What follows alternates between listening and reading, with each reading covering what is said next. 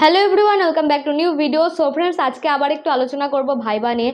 তো কাল লাস্ট আজকে লাস্ট তোমাদের রবীন্দ্র ভারতীতে ভাইবার যে এন্ট্রান্স রয়েছে সেটা। তো এটা দেখো, এইটা নিয়ে কিন্তু আমার কাছে এখনও পর্যন্ত প্রচুর কোয়ারিজ আছে, যে আমি তো এটাই বুঝতে পারছি না যে দিদি ভাইবা নিয়ে কিছু টিপস দাও, কী কী কোশ্চেন আসতে পারবে। দেখো, আমি তোমাদের জন্য পুরো পাবলিকভাবে মানে এত ভেতরকার ইনফরমেশান আমি দিয়েছি। আই থিঙ্ক এরকম ইনফরমেশান তোমাদেরকে কেউ দেয়নি। তো সেক্ষেত্রে আমি তো তোমাদেরকে পুরো ক্লিয়ারলি বলছি যে দেখো, ভাইভাতে কি আসবে না আসবে তার কোনো মতে কোনো আমি গ্যারান্টি দিতে পারবো না। আমার কিন্তু ভাইভাতে এক বিন্দু কোনো কঠিন কোশ্চেন আসেনি, আর্ট রিলেটেড কোশ্চেন আসেনি। এবার সাপোজ আমি যদি এটা বলি আর তোমরা যদি এই ধারণা নিয়ে চলো, এবং তোমাদের যদি মানে যখন তুমি বসবে এন্ট্রান্সের জন্য ভাইভায়, তখন দেখা গেলো তোমার আর্ট রিলেটেড ভর্তি কোশ্চেন তোমাকে সাজেস্ট আস্ক করা হলো, তখন তো তোমরা এসে বলবে দিদি তুমি কি সাজেশন দিয়েছিলে।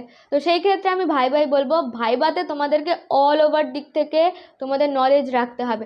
যেমন জেনারেল নলেজ থেকে প্রচুর পরিমাণে কোশ্চেন আসে, তোমাদের স্মার্টনেস দেওয়া হয়, দেখা হয় তোমরা হলো এই কলেজের জন্য, এই কলেজ কি যে কোনো আর্ট কলেজের জন্য তোমরা কতটা প্রস্তুত, তোমরা ব্যাকগ্রাউন্ডে কতটা খেটেছো, তোমাদের কথা বলার ধরন কি, তোমরা স্যারদের সাথে কেমন কমিউনিকেট করতে পারবে। তো এই বিষয়গুলো কিন্তু প্রচণ্ড পরিমাণে দেখা হয়ে থাকে।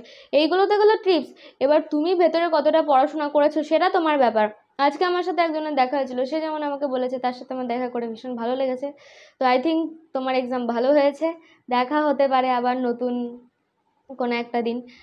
তো দেখো, এবার আমার যেটা জানা গেল তার কাছ থেকে, যে সে আগের বারও এন্ট্রান্স দিয়েছিল, বাট তার ভাইভাতে কোয়ালিফাইড হতে পারেনি। তো টিচাররা তাকে মনে রেখে দিয়েছিলেন।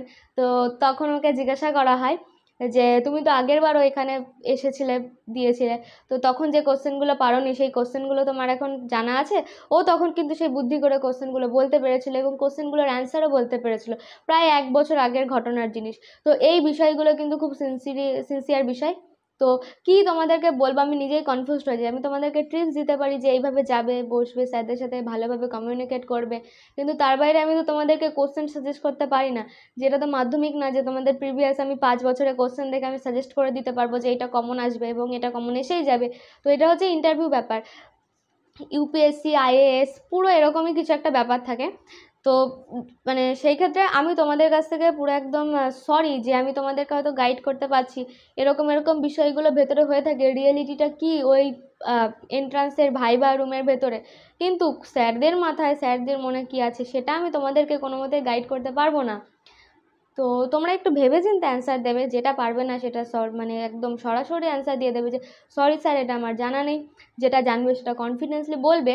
তো এই হচ্ছে ব্যাপার, এছাড়া তো আর কিছু তোমাদেরকে আই থিঙ্ক আমার মতে জানা নেই যে আর তোমাদেরকে কীভাবে সাজেস্ট করতে পারবো।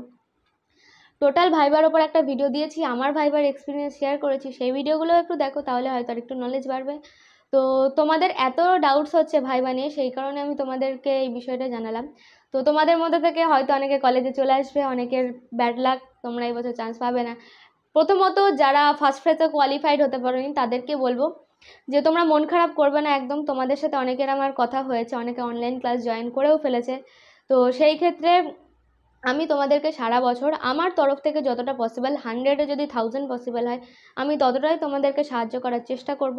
কিন্তু দেখো, তোমাদেরকে যেটা বাস্তব সেটা মানিয়ে নিতে হবে যে 1000 জন যদি ছবি আঁকতে ভালোবাসো, তোমরা 1000 জন এখানে আসতে পারবে না।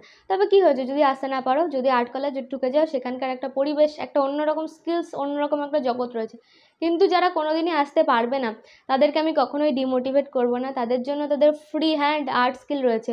তোমরা ছবি আঁকো, কি যায় আসে, ছবি আঁকো, ভালো ভালো কাজ করো, সোশ্যাল মিডিয়ায় পোস্ট করো, এক্সিবিশন অ্যাটেন্ড করো, এনাফ। কিন্তু যারা এটাকে প্যাশন, প্রফেশন সবই এক, তাদেরকে একটু অন্যভাবে খাটাখাটনি করতে হবে। তো চলো, দেখা হবে নতুন ভিডিওতে। আর তোমরাও চাইলে আমার অনলাইন ক্লাস জয়েন করতে পারো, এখানে অ্যাডভান্স টু বেসিক আমি যতটা সম্ভব কাজ শেখাবো। So guys, thank you so much for watching this video and by.